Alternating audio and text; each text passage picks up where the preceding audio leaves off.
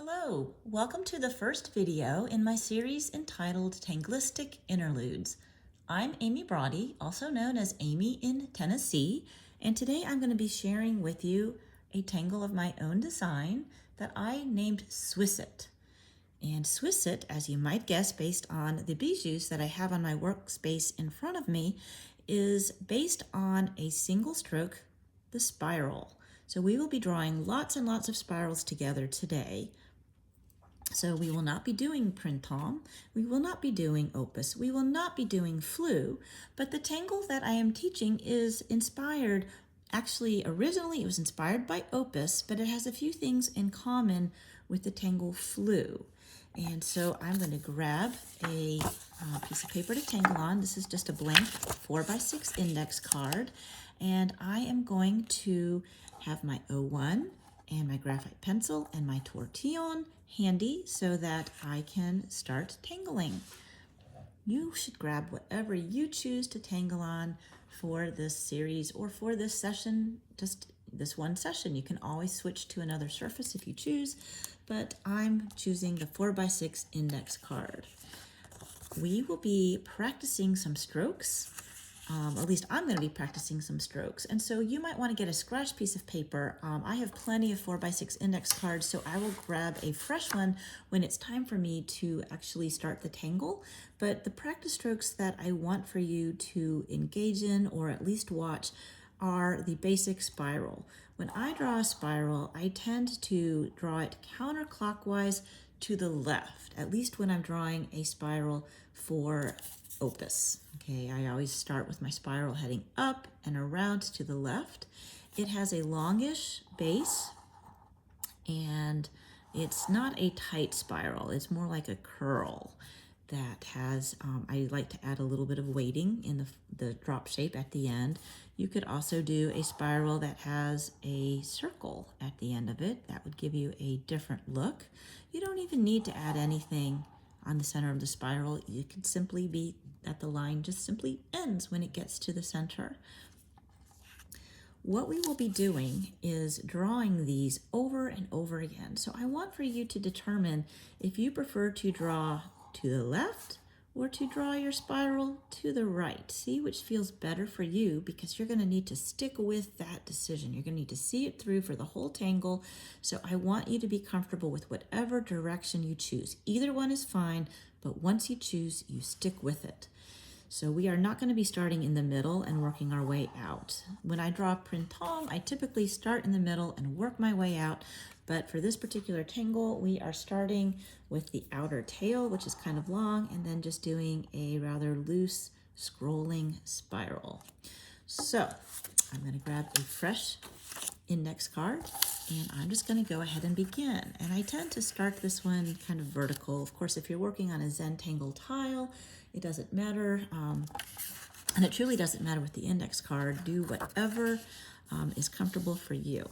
So I am just going to start with a long-tailed spiral, and then I'm going to restate that line and draw another spiral that is leaning down upon what I've already drawn. And maybe I'll have a spiral that comes around and it touches in, and maybe I could have another spiral coming off of that one. And I'm just going to keep drawing some spirals that are lengthening this central core, the stem, whatever you want to think of it, and spiraling around. And sometimes I'm going to come way up and above. Ooh, I'm getting dangerously close to the edge of the paper, but I'm not going to worry about that. And I'm just going to keep on restating that central line, drawing spirals that lean into each other.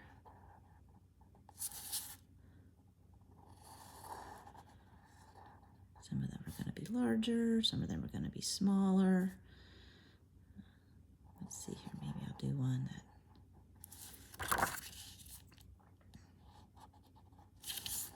And as you can see, my spirals are starting to do back bends. They're bending backwards like a question mark. but I have not switched direction. All of my spirals are being drawn counterclockwise from the outer layer on in. So at some point, you'll notice this space is going to get a little bit awkward. Oh my goodness, I've almost enclosed that space. Well, I can just keep on. What if I were to, instead of coming like this, what if I were to go this way? Oh look, that filled that rather nicely. So now I'm going to start. Oh look, I can have a spiral that looks like it's overlapping. But I'm not quite done. This doesn't really look finished yet, so I'm going to continue in the other direction on my stem. Before, I was starting at the stem and going up this way, but now I'm rotating and I'm working in the opposite direction. And I'm still restating my line, letting my spirals lean on to one another, adding that little bit of drama at the end, sometimes going back and adding more love to previous ones. Ooh, I don't know why I'm making that one so dark, but that's okay. I can make others dark and dramatic like that. Do you ever find that the strangest things happen when you're tangling and talking at the same time? Let's see here. What can I do? I want to try to bring this around, but I don't want to.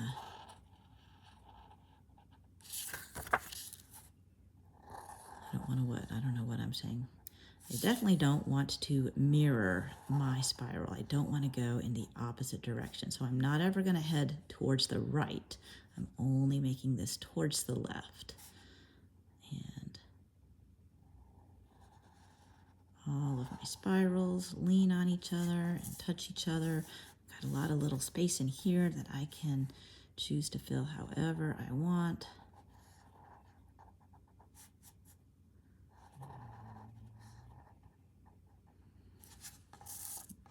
My dog is off to my side. You may have just heard her sighing.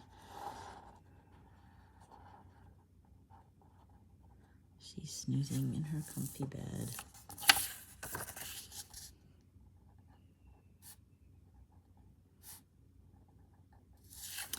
So here I have a rather pleasing arrangement. It's not really centered, but that's okay. Remember, this is just very, very casual. We're just working with our strokes and just having some fun, seeing what can be done with spirals that are consistent and that don't ever change direction. I have a little space right here, like a little interstices. I could put an orb in it if I want to.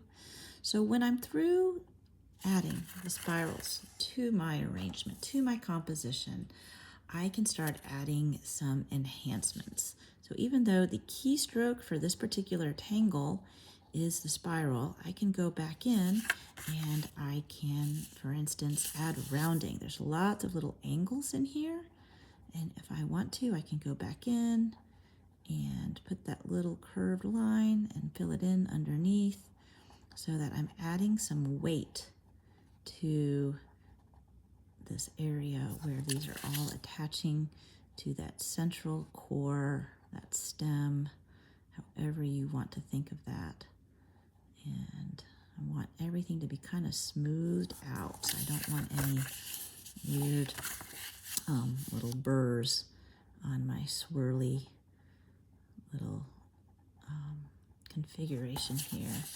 If I have negative spaces, if I wanted to fill them with orbs, I could. Fill in these interstices. I love that word, interstices. That word is actually what inspired the name of my series. I was trying to think of a word that had a similar meaning to interstices, but that referred more to time as opposed to space. And I was actually thinking of musical terminology, and the idea of interludes came to me. And how would I describe my interludes that I am presenting for CZTAE? I would describe them as tangleistic or tangleistic. So now I just need to go through and I need to find my sharp corners, and I can round them out, and I can restate my lines and add some smoothness and some extra ink, some extra emphasis.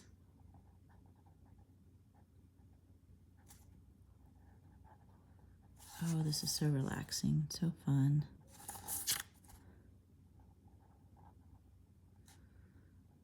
At this point, you don't need to think about adding new spirals. You're just thinking of enhancing the spirals that are already there and looking for those little interstices where if there's room, you can add an orb, but you don't have to.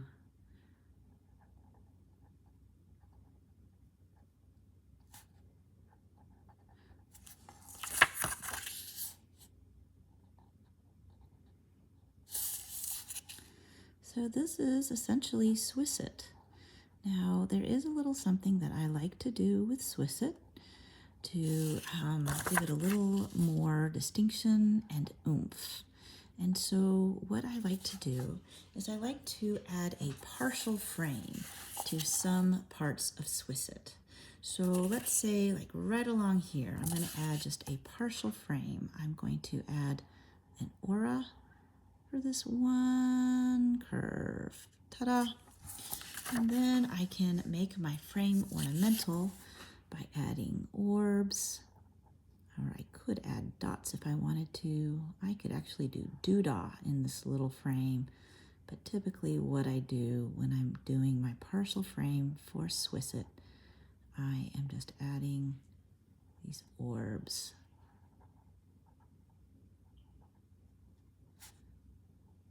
Similar to the Tangle onomato.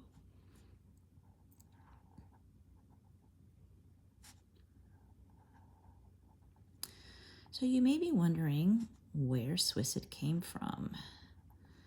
The Tangle itself came to me when I was on a transatlantic flight, returning from a wonderful, wonderful family vacation to England and Wales. And on this long flight, I had my sketchbook in front of me, and I was just playing with some tangles, and I think that I was playing with opus, and I was trying to see what would happen if I had more involved spirals that kind of fit in with each other or surrounded each other. And so as I was playing with opus, I wasn't all that excited by what was happening in my sketchbook with opus, but I had this idea. I had a kind of a what if moment. Do you ever experience those? Like, what if I ... What if I never did the mirror of the spirals on the other side? What if I kept going in the same direction? So I actually have that sketchbook right here. And so, as you can see, here I have some opus that has spirals, inside spirals and surrounding spirals, and it's not all that exciting. But then I started with the whole idea of what if I never flipped? What if I never did them in the other direction, if I kept always doing my spirals in the same direction? And this is what I did on that flight coming back from London over the Atlantic back to the US. I came up with this, and here you can see I did the partial frame, and I like doing this partial frame on an odd number of sections and on different sizes. So I'm going to do a shorter version or a shorter segment of my partial frame here. So this is a technique you might even want to use with other tangles, just having just little sort of bridges or just framing certain sections. Ooh, look, I need to add some rounding here. And I like to do things in odd numbers because it's just really pleasing to have odd numbers. So I'm going to come around and do my partial frame right here as well.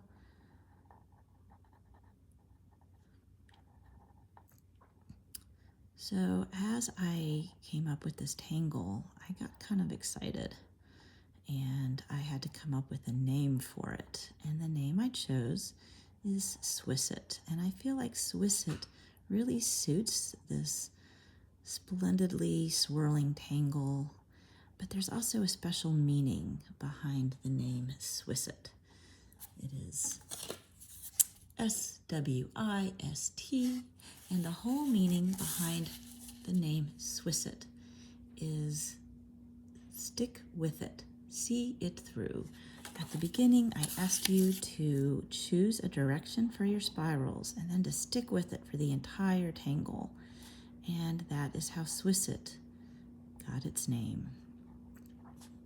If on accident you accidentally make a spiral in the other direction, don't throw it away, don't start over, just ignore it and pretend like it didn't happen and go back to your original direction and just keep on tangling. Keep on drawing those spirals, and nobody will ever notice if one of them happens to be heading in the opposite direction. It's happened to me, I've done it that way. So here is SWISIT, and it's not really centered on my thing, but you know what, that's okay. SWISIT is one of those tangles that I like to create without a preconceived string section. You can use it to try to fill a string, but sometimes I just like to freeform SWISIT. So whatever works for you. Sometimes we just start with lines and let them take over in a tangly manner.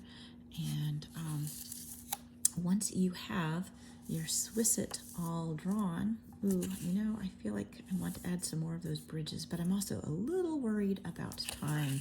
But you know what? This looks like it needs a spiral just to help enclose it in. So I'm going to put one right here. There we go, and add my rounding.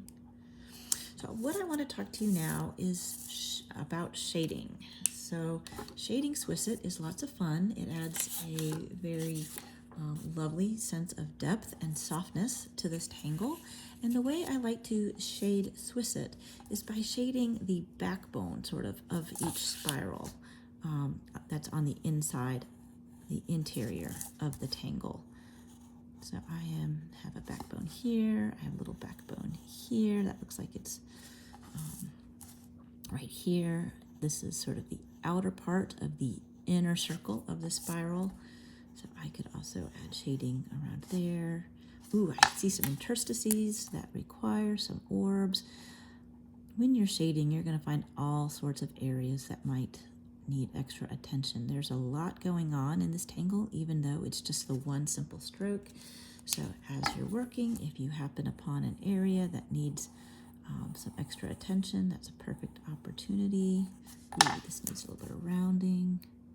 And if you miss an area, it doesn't really matter. There's just so much going on, although I have to say it's a little addictive to try to find your tight little corners. Ooh, right here, I have a little bit of overlapping going on with a spiral. That's kind of cool. I like that. And here's this. Oop, forgot to do rounding.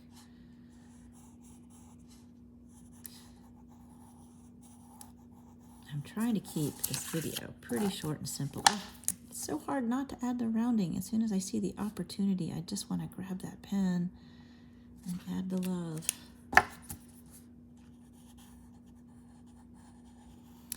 This tangle will turn out differently. Will turn out different every time you do it. It's so much fun to see how it turns out. It's got a bit of a mind of its own. It's hard to control how it's going to go. And yes, I see those areas that need some rounding. I can always go back in later and add that rounding even on top of the shading that I'm putting in right now. Don't you just love how when you're shading in the Zentangle method, you don't have to be 100% precise with the placement of that graphite, because your tortillon is your magic wand. I just love that.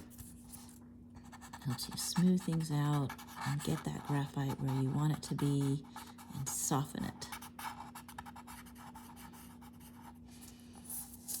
And yes, I see more places that I can add rounding and more places that I can add orbs. also don't want this video to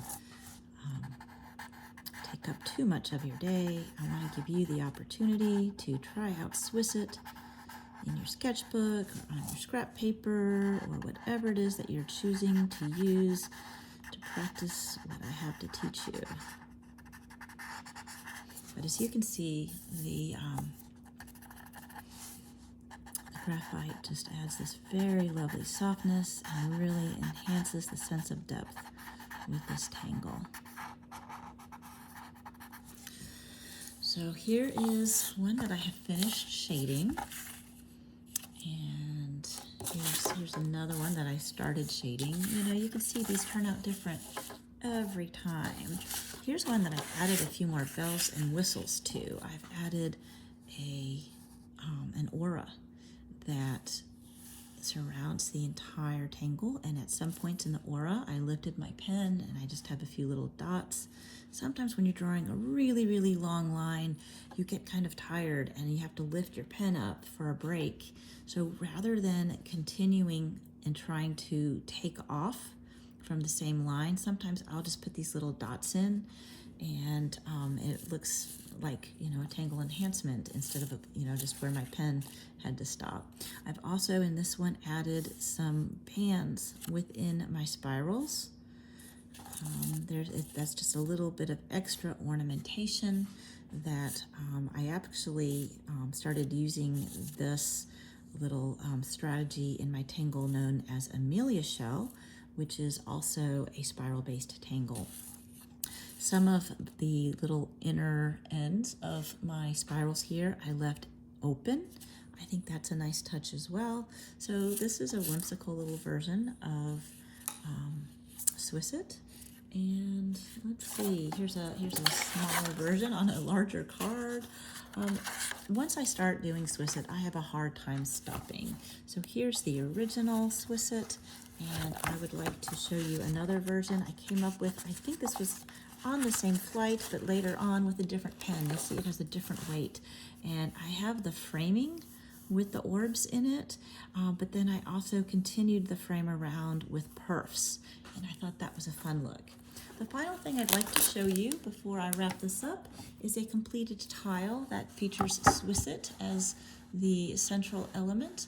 And I loved this so much, I framed it. And as you can see, I have balanced out my SWISIT with some straight line tangles. This is a tangle known as Ving, and this one is a tangle known as Twist or Why Not. I used the straight edge tangles with the order of the grid to balance out the wild and organic nature of SWISIT in the center. So that's pretty much it. That's my tangle known as SWISIT. I hope you enjoyed this segment of Tangleistic Interludes, and I would love to see SWISIT in some of your tangled art. Happy tangling!